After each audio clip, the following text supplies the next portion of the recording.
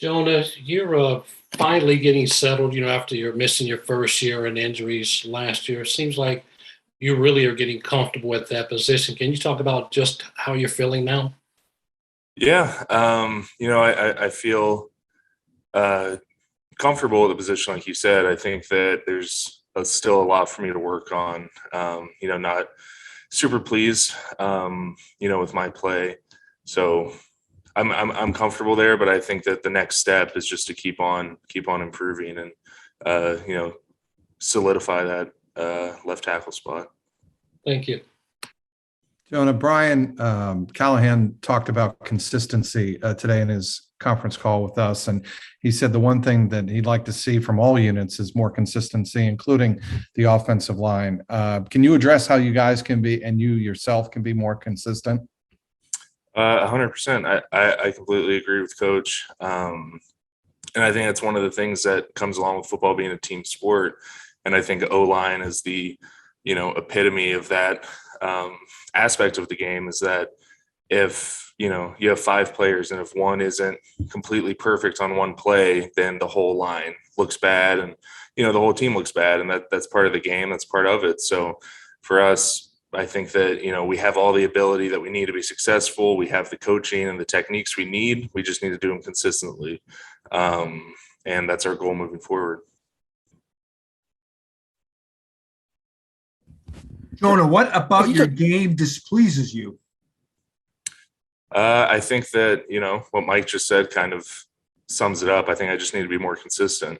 I know I'm very capable of handling DNs, and I've shown that I can do that in this league. I just need to do it consistently every single rep. And that's the challenge that comes with a line play, but that's what I've got to work towards. How'd you think you did yesterday?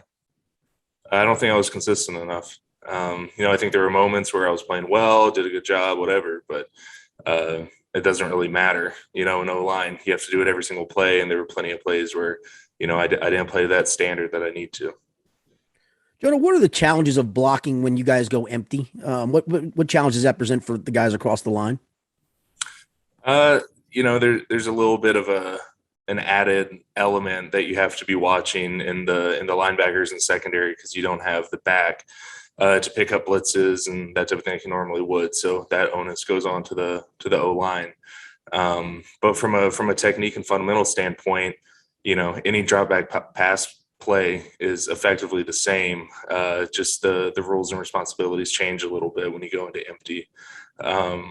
So it adds a little bit more pressure and a little bit more challenge, but it also allows us to have more wide receivers spread out, and we have great talent in that position. We have a great quarterback who can get them the ball. So if it takes a little bit more, responsibility from us, but it helps the offense succeed, then, I'm happy to be an empty all day. Jonah, what did you feel the biggest difference was yesterday? You guys almost rushed for 4.5 yards in week one and then down to 3.5 yesterday. What was the biggest difference there, and how do you guys correct that? I guess I'm gonna keep harping on it, but I think the consistency was also an issue there. When you watch the plays, there's a different guy that didn't quite finish or didn't quite have the perfect technique. And it was, like I said, it was pretty much a different guy every play. I don't think that, there's any pointing fingers going on here. It's just that we needed to do a better job, up front. We needed to be more in tune with the back and the movement of the play. So I think that the positive is that I don't think that it's a lack of ability on anyone's part. I think that we have all the ability to do that and to be, even better than we were in week one. It just comes down to being more consistent and having better technique and fundamentals. And then, we have an incredibly talented back who can get us extra yards and make explosive plays if we just do our job up front. Jonah, you were obviously here last year with Joe being sacked as much as he has in these first two games, hit like he was yesterday. How do you ensure that the mentality stays right up front in terms of you're not letting the outside noise creep in about, is Joe Burrow going to get better protection this year, and keeping that from being a main storyline with this team again? Yeah. As an O-line, it's our job to keep Joe clean and to not ever let him get hit. So we're obviously not happy anytime he gets hit, and he's been hit way too many times in these first two games. The way to beat that isn't so much thinking about the outside or anything like that, but if all five guys or 6, 7, whoever's involved in pass protection are doing their job and are doing it with proper technique, then Joe's not going to be hit. And it's really a symbiotic relationship with the whole offense. It starts with us up front, blocking, being good in protection and not letting Joe get hit. And, we have talented receivers who can get open. Joe can get the ball out to them. We can be really effective on offense. So, yeah. I just want to follow up on something that you just said. You talked a lot about technique not being where it needs to be. Pretty much all of training camp, one of the main things people talked about was Frank Pollock being really hard on you guys about your technique. So why do you think that through 2 weeks, technique has been something you guys haven't been able to do at the level you want to? I think it is week 2, and it's a an 18-week season now. So I don't think it's time to throw our hands up and panic and say, our technique isn't where it needs to be. That's why we're coming into practice on Wednesday, Thursday, Friday. And, we're going to do a better job against Pittsburgh. We're going to come in, we're going to do it again the next Wednesday, Thursday, Friday. That's, it's the nature of the NFL. And so it's not where it needs to be yet, but I have all the trust in coach and all the trust in the other guys on the O-line that it will be where it needs to be, here this week and moving forward. Joe, it kind of looked like on the first sack, it looked like Quinn and Mac were kind of playing games. Did they move around a little bit more than maybe you guys thought, or did they show something different? No, they've shown that. I think you see that a lot in the NFL. They have a couple great pass rushers, and they'll move around and try to cause stressful looks for the O-line. We call them spinners when they're walking around and finding different ways to attack. So, we expected that, and it just came down to not, being exact enough in the technique on that play to be able to pass off that sort of look in the game. Jonah, outside of the offensive line, why do you think the offense in general was so sluggish yesterday for most of the game? And I mean, I'm starting to sound like a broken record, but I think that the O-line really is kind of a microcosm for the offense and the team as a whole. And I don't understand the other positions enough, and I don't really think it's my place to critique anyone. But I would say a general theme for the whole offense was just not – it wasn't quite there. It wasn't quite perfect. It wasn't quite exact. And those things add up, and it just takes one guy, I might mess up on a play, and that might, not allow the receiver to get open, or the receiver might not get open. And then we have to hold the ball too long, and it causes pressure for the O-line. It's things like that on every single play where it's just, something small that didn't quite do it right. So, that's why we practice, and we're coming right back on Wednesday and we'll try to oil up the offense and get it rolling smoothly. You've been in the building for 4 Bengals-Steelers games, but it just hasn't worked out that you've played in one yet. What are your thoughts of being in your first Bengals-Steelers rivalry game?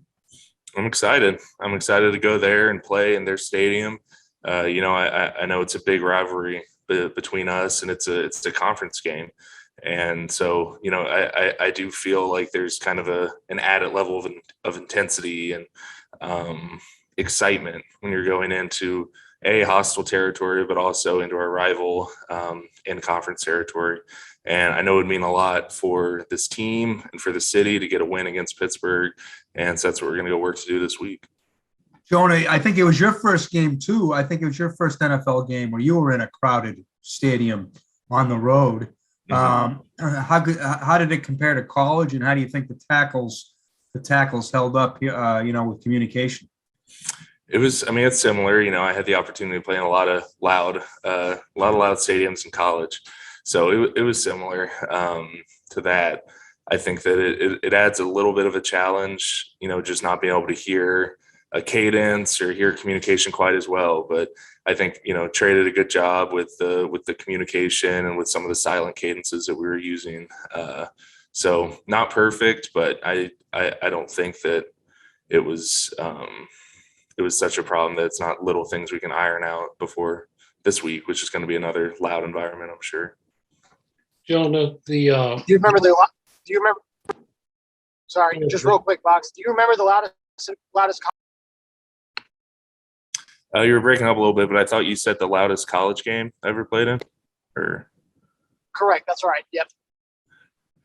I think actually probably LSU in Death Valley. That was it got pretty loud there, and we had a couple big games. 1 versus 3, I think, in 2018, and that stadium was rocking for sure.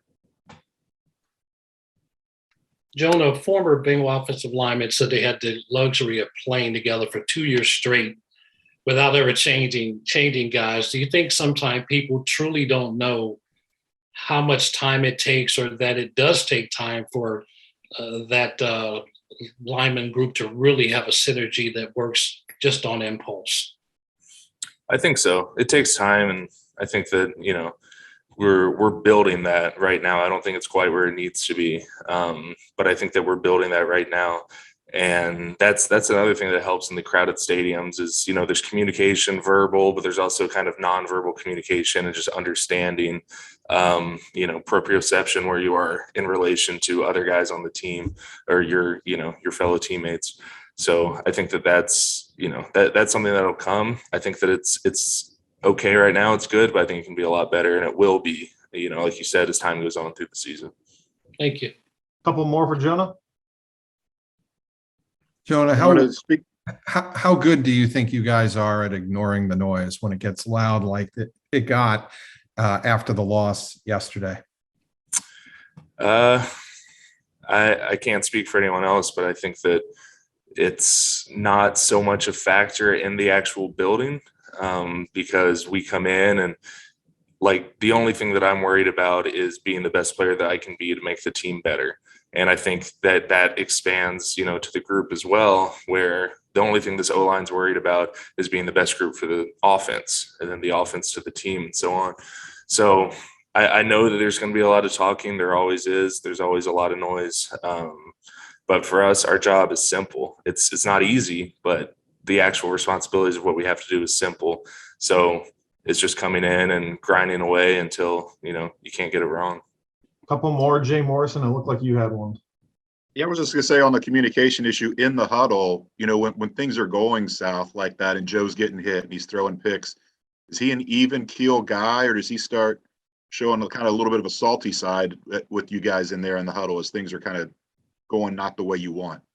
He's very even keeled, and I think as an offense, as a unit, we are, because, you know, we had some tough plays. I know Joe did, and I know every single person on that offense had some tough plays in that game. The moment I saw Joe fiery, and I think this kind of goes to show what type of, you know, player he is when the defense got that big interception and had us down on, you know, the tight red zone, wherever that was.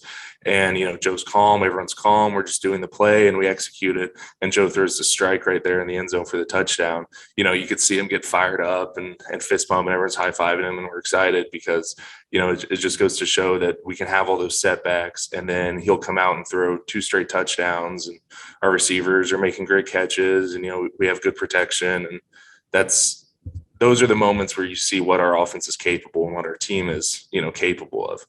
And the challenge of the NFL is being able to do that as many times as possible in the game and being that consistent, you know. And so I think that seeing Joe and the offense as a whole overcome some of those, you know, big setbacks that we had, and then come rolling back to put us in a chance to, you know, maybe win the game at the end. You know, I was happy to see that. I was proud to see that.